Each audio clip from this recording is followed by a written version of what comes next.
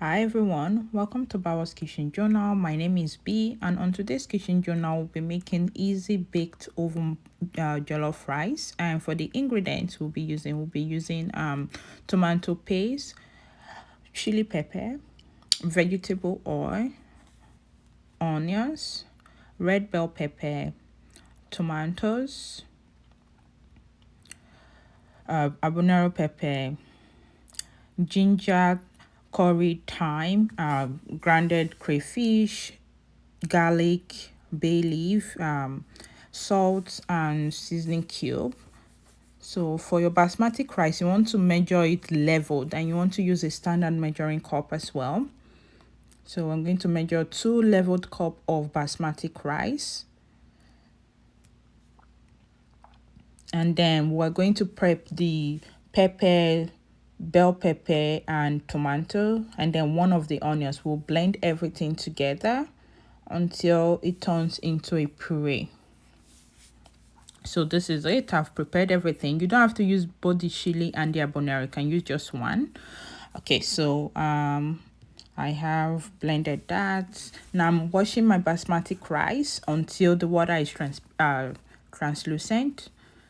So you're just watching some of the starch off, and I'm using cold water to wash it.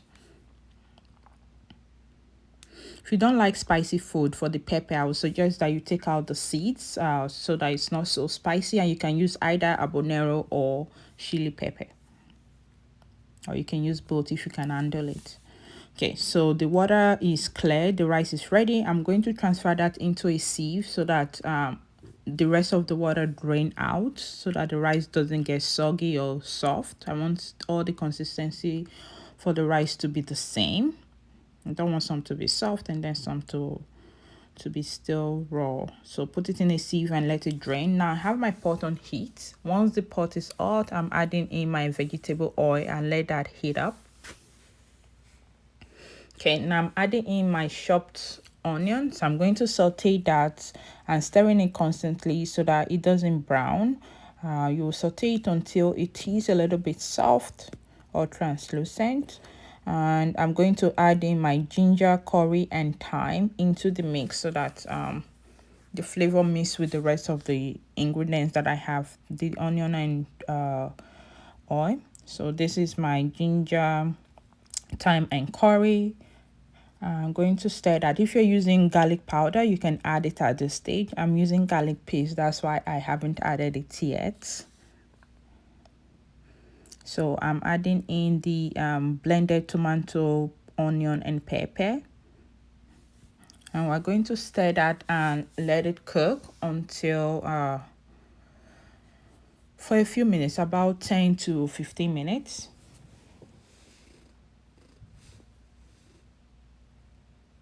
And you want to stir it constantly so that it doesn't burn. Okay, so now I'm adding in some water into my tomato paste just to lighten it up before I add it into the tomato that I have going on in the pot. Okay, now we'll add that in and we'll stir.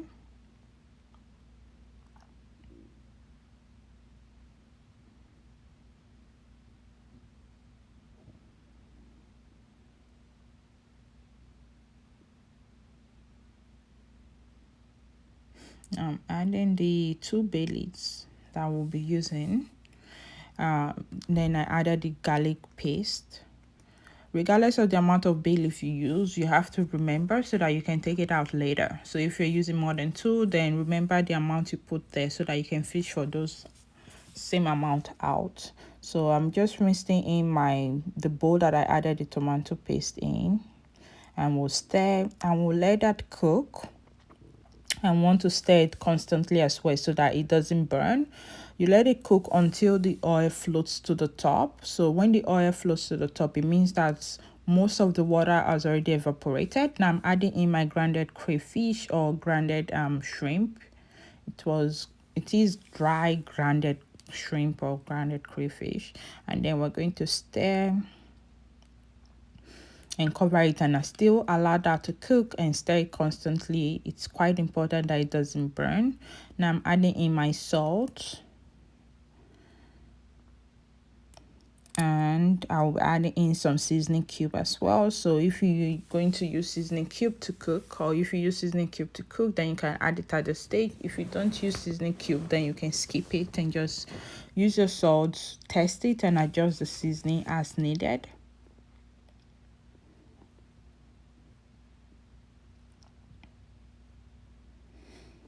Okay, just stirring. It's almost ready. You can see the oil is shining at the top. It's no longer looking watery, which means that it's almost ready.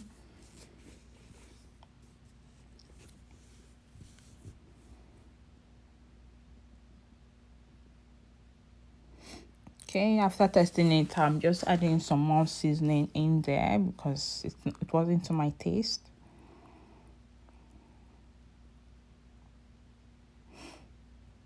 And some more salt.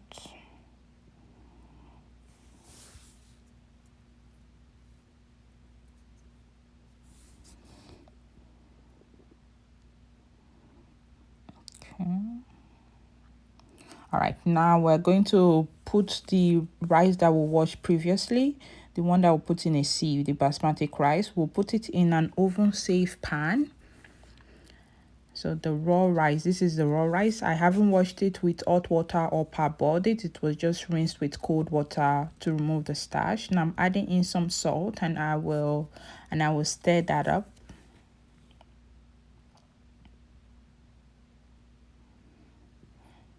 Now we're adding in our tomato stew that we just made.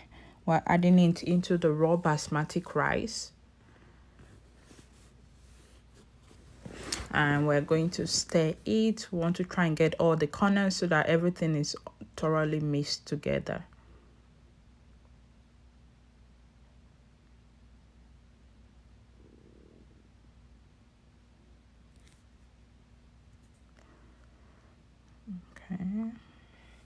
Okay, I still have some stew in the pot, so I'm going to add the rest of the stew in because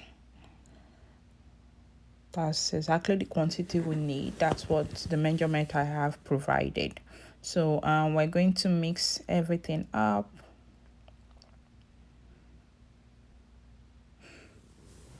If you let your stew too dry, that means you will need to add some water to it. But if your stew is the same consistency as mine, then it's good to go. But if it's too dry, then you add about half a cup of water in addition to the quarter of a cup. Now we'll cover it with foil paper, and we'll preheat our oven at 10 minutes for 400 degrees, and then we'll bake it for 50 minutes. If you check it and it's still not tender, add in about a quarter of a cup of water and cook it again for additional 5 to 10 minutes, and then check it to see if it's tender, because usually once all the liquid has evaporated, the rice should be cooked. It should be tender, but if it's not, then add in your quarter of a cup of water, put it back in the oven and bake it for another 5 to 10 minutes. Okay, so now we are just stirring that up and getting it ready.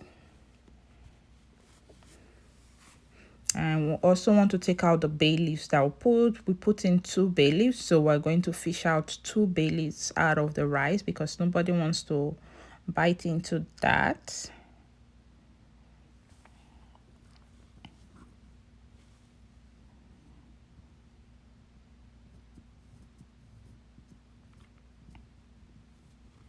Okay, so yeah, the rice is basically ready. See how gorgeous it looks. This is basmati rice. The standard rice is made with parboiled rice, standard jollof rice, but using basmati rice tastes just as good.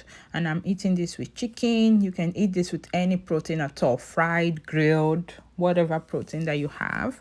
You can also eat it with fried plantains, which is called Dodo. I will teach you how to make that in a second. So right now, I'm just cutting in my plantains. It's the yellow type, the ripe ones. Those are the sweet types. Those are the type that you can fry and eat without any thing with it. Okay, so I'm cutting mine into cubes. You can cut it into whatever shape that you like, round, oval, triangle, whatever. I just prefer this method, this cube. I feel like you get more plantain in your spoon when you try to fish some. Okay, so we'll cut that up.